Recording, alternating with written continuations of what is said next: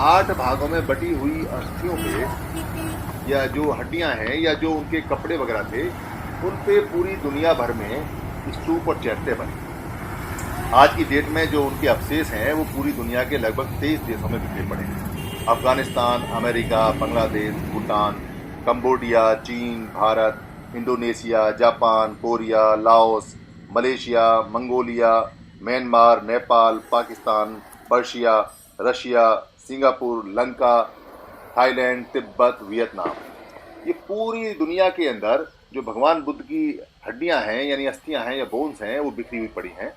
दिल्ली के म्यूजियम में 22 टुकड़े हैं।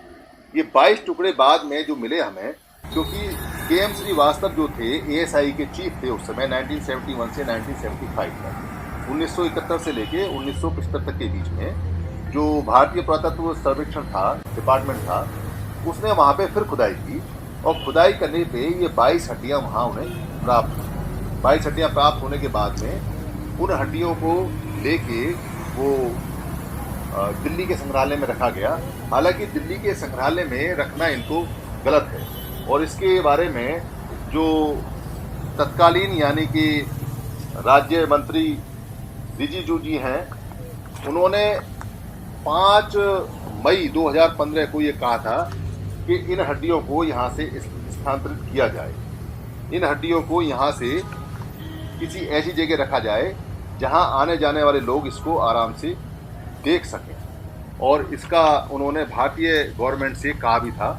ये बात ठीक है कि हड्डियों का जो स्थान है यानी अस्थियों का जो स्थान है बुद्ध का, वो बहुत ऊंचा है, और उस स्थान को देखते हुए, क्योंकि भारत में जो बुद्ध है और बुद्ध को भारत के हिसाब से दुनिया जानती है, तो दिल्ली जैसे शहर के अंदर एक बहुत बड़ा और बहुत विशाल एक ऐसा स्तूप बनना चाहिए जिसमें ये 22 की 22 हड्डियाँ वहाँ अस्थियाँ या बोन्स रखे जाएं और उनको पूरी दुनिया के लिए खोला जाए। इससे वहाँ जो रेवेन्यू प्राप्त होगा वो रेवेन्यू कमाल का होगा और भारत का दुनिया में बहुत ज़्यादा नाम होगा। 5 मई 2015 का जो टाइम्स ऑफ इंडिया है उसमें state minister for home affairs जो माननीय किरण रिजिजू जी हैं, उन्होंने गवर्नमेंट ऑफ इंडिया से इन जो रिलिक्स हैं इनको अलग रखने के लिए रिक्वेस्ट की और ऐसा अखबार के अंदर दर्शाया गया है।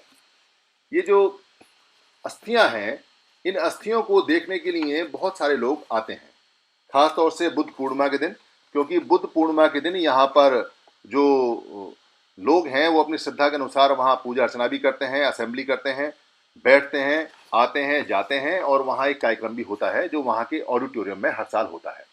आप 9 से लेकर 10 बजे के बीच में वहाँ पहुँच जाइए, और जब आप वहाँ पहुँचेंगे तो आपको वहाँ पे वो कार्यक्रम मिलेगा। उसके बाद में फिर अस्थियों तक ले जाते हैं।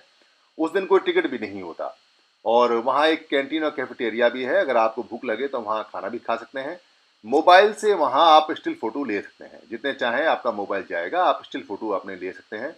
पिछले साल भी लोग वहाँ गए थे, उसकी कुछ फुटेज हैं जो आप यहाँ देख रहे हैं, और हर साल वहाँ लोग जाते हैं।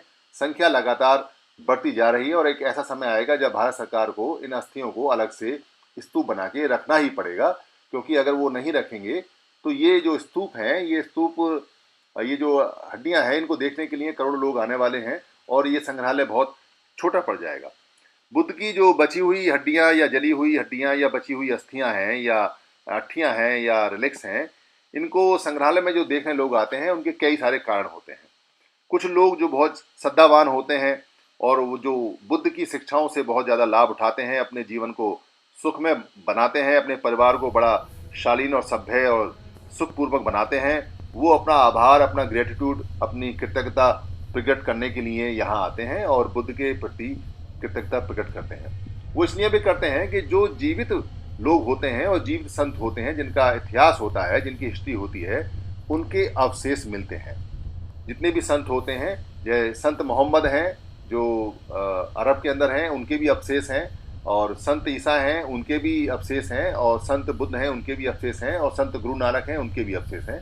जितने भी हिस्टोरिकल संत होते हैं जो सच में रियल में दुनिया के अंदर आए हैं और दुनिया में रहते हैं और लोगों के उत्थान का और लोगों के भले का, लोगों को प्यार बांटने का काम करते हैं, लोग उनके अवशेषों को, उनके रिलिक्स को, उनकी बची हुई वस्तुओं को प्रेरणा के लिए अपने पास रखते हैं, संग्रहालय में रखते हैं और उनकी शिक्षाओं से प्रेरणा पाते हैं। पहला कारण है। दूसरा कारण